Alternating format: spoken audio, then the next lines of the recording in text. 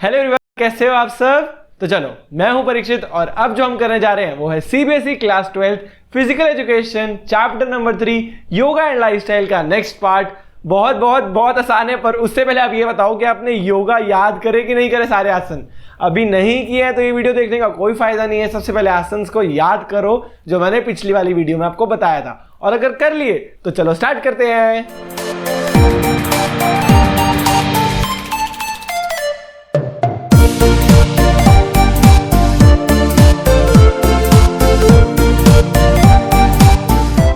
तो देखो, अब हम करने जा रहे हैं डिजीजेस।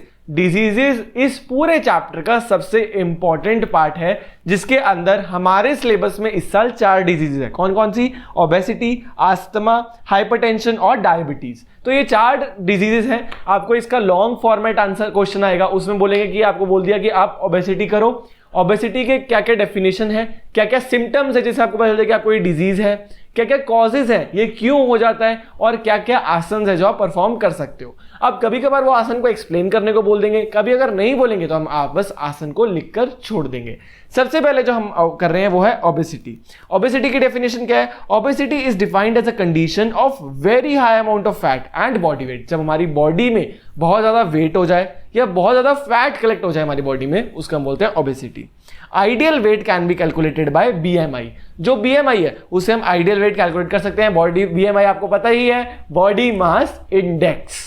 फिर क्या है? Also caused by mental stress और टेंशन। मेंटल स्ट्रेस बहुत ज्यादा है, टेंशन है, उसके कारण भी वेट बढ़ता है और ओबेसिटी हमें हो सकती है। फिर क्या है? Obese people generally get diabetes, hypertension, heart cancer, heart diseases, flat foot etcetera जैसी बहुत सारी बीमारियां हैं जो ओबीस पीपल को फेस करनी पड़ सकती है, क्योंकि फैट की अमाउंट इतनी ज्यादा हो जाती है बॉडी में। The size and the number of fat sales increase in obese people. Obese people को ना हम ओबेसिटी जो है उसको 2 टाइप में डिवाइड कर सकते हैं।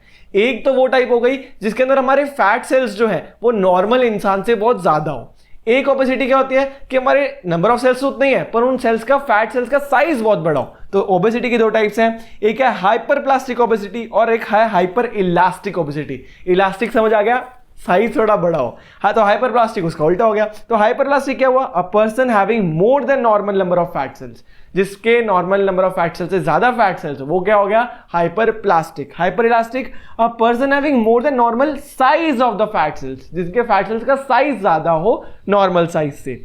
क्या क्या आसन प्रेफर्ड है ओबेसिटी को क्योर करने के लिए? वज्र आसन करना चाहिए, त्रिकोण आसन करना चाहिए, अर्ध मत्स्येंद्र आसन करना चाहिए और हस्त आसन करना चाहिए। याद है कि नहीं आसन? बस आप ये बात करो यार, याद कर लो बस आसन को चीजें।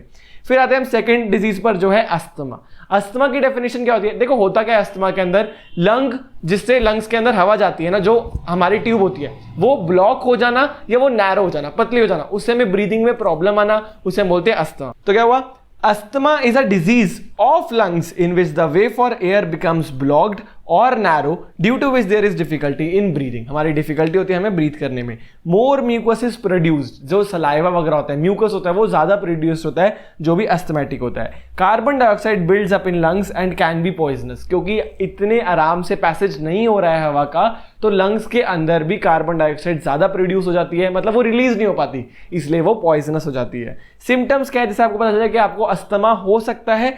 Hissing sound while breathing. किसी की ब्रीथिंग में अगर हमें हिसिंग साउंड मिल रही है, हिस ये वाली साउंड मिल रही है, तो वो अस्थमैटिक हो सकता है। चेस्ट टाइटनेस, हमारी चेस्ट थोड़ी टाइट लगने लग जाए, हमें ब्रीदिंग प्रॉब्लम हो, ब्रीदिंग रिलेटेड, और हम रात को भी कफ करें और सुबह उठकर भी कफिंग करें, तो वो हमें लगता है कि हम अस्थमा के सिम्टम्स को कैच कर रहे हैं। क्या क्या कॉजेज हैं? एलर्जी हो सकती है किसी को, कोल्ड से हो सकता है, ओबेसिटी से हो सकता है, स्ट्रेस से हो सकता है, डिप्रेशन से हो सकता है, इससे भी अस्थमा हो सकता है।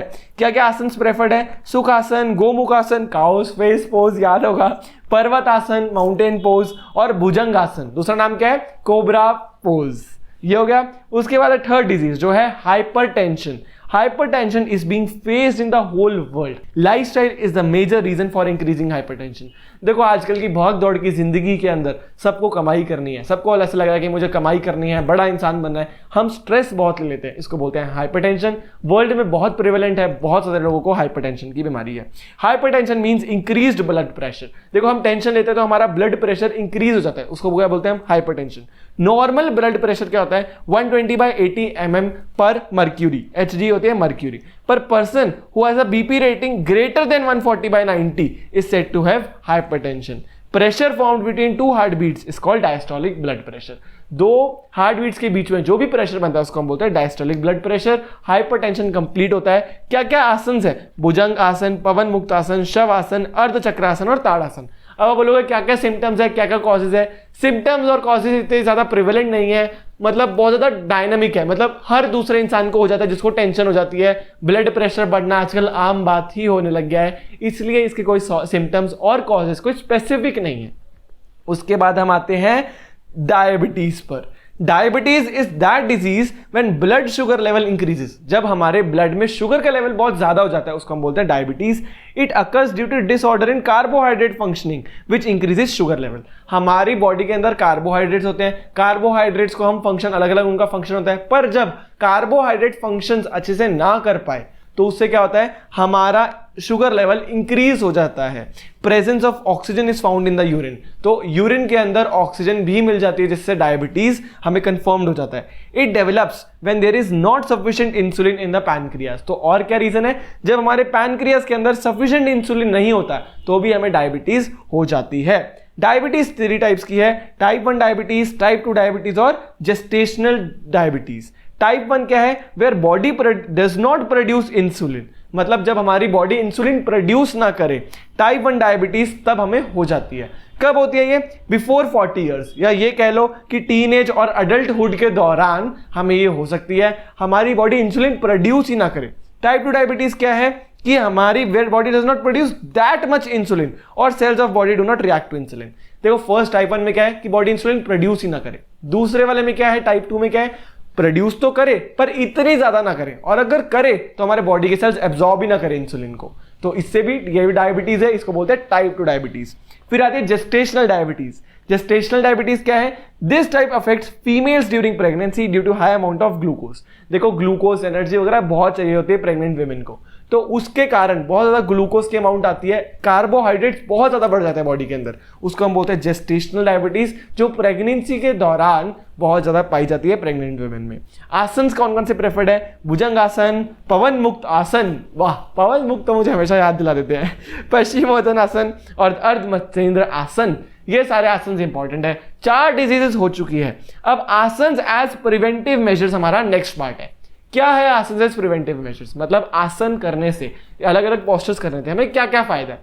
अरे हमने 4 डिजीज करी, यही तो फायदे हैं, तो ऐसा कुछ नहीं करना। Prevent from obesity, prevent from hypertension, prevent from diabetes, prevent from asthma. अब आपको मान लो ये 5 नंबर में आ गया, तो आप ये 4 पॉइंट्स उन्हें लिखोगे। फिर आप क्या करोगे, आप थोड़ा थोड़ा एक्सप्लेन करोगे से कि वज्रासन करके, त्रिकोण आसन करके, हस्त आसन करके, अर्धमत्स्येंद्र करके हम ओबेसिटी को क्योर कर सकते हैं। हाइपरटेंशन में ये 5 आसन आप लिख सकते हो। ऐसे करके जितने भी आपको आसन याद हो जाए, वो 4 आसन याद कर रहे हैं ना हर डिजीज में, वो आप करके इसमें लिखाओगे। 6th क्या प्रिवेंटिव मेजर है? 5th क्या है? प्रिवेंटिव फ्रॉम बैक पेन, हमारा बैक पेन से भी हमें बचाव होता है, जॉइंट्स पेन से हमें बचाता है आसन, और प्रिवेंट फ्रॉम स्पोर्ट्स इंजरीज। तो चक्र आसन ये हमारे सिलेबस में नहीं है पूरा मतलब इसका, पर चक्र आसन, अर्ध चक्र आसन तो है पर फुल चक्र आसन नहीं है। ये करने से हमारी स्पोर्ट्स इंजरीज भी जल्दी जल्दी क्योर हो जाती है, या हमें स्पोर्ट्स इंजरीज इतनी ज्यादा लगती नहीं है। अब आपके लिए एक थोड़ा सा मैंने टेबल बनाया है। देखो आपने कोई भी आसन याद कर लिया, उसको आपको एक जल्दी से रिवाइज करना है, तो आप कैसे करोगे? इस टेबल से क्या करोगे? भुजंग आसन ऑल्सो कॉल्ड कोबरा पोज, क्या क्या बेनिफिट्स है मैंने एक जगह पर लिख दिए हैं, और किन लोगों के लिए नहीं है वो मैंने एक जगह लिख दिया। देखो कितना अच्छा हूं मैं, है ना? तो इसके लिए एक लाइक तो बनता है नहीं मजाक कर रहा हूं, आपकी मर्जी है।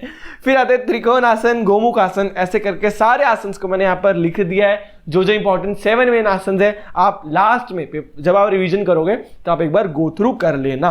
अब आता है इस चैप्टर का सबसे ज्यादा इंपॉर्टेंट चीज, और वो इंपॉर्टेंट चीज है कि चैप्टर खत्म हो गया है। देखो यार, योगा एंड लाइफस्टाइल एक ऐसे चैप्टर है जिसमें बस वो आसन आपको अगर अच्छी तरह याद हो तो डायबिटीज, हाइपरटेंशन ये सब तो फिर भी जल्दी जल्दी याद हो जाते हैं। आसन याद होने बहुत जरूरी है, तो आप आसन को याद करो, और मिलते हैं हम नेक्स्ट चैप्टर में। अगर आपको ये वीडियो अच्छी लगी हो, पूरी सीरीज अच्छी लगी हो, तो एक सब्सक्राइब कर सकते हो, तो बहुत अच्छी बात है। अगर आपका मन करे तो आप लाइक भी कर सकते हो इस वीडियो को। मिलते हैं हम नेक्स्ट चैप्टर में, तब तक के लिए गुड बाय, टेक केयर।